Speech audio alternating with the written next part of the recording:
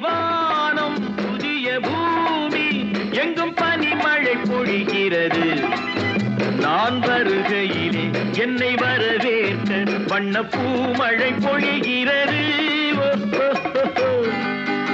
சூரியனின் பார்வையிலே உலகம் விழித்துக் கொண்ட வேளையிலே இமயத்தில் இருக்கும் குளிர் காற்று இன்று இதயத்தை தொடுகிறது.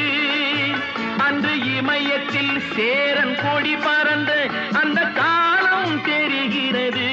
பிள்ளை கூட்டங்களை பார்க்கையிலே பிஞ்சு மொழிகளை கேட்கையிலே நல்லவரெல்லாம் நலம் பெறுவார் என்ற நம்பிக்கை பிறக்கிறது.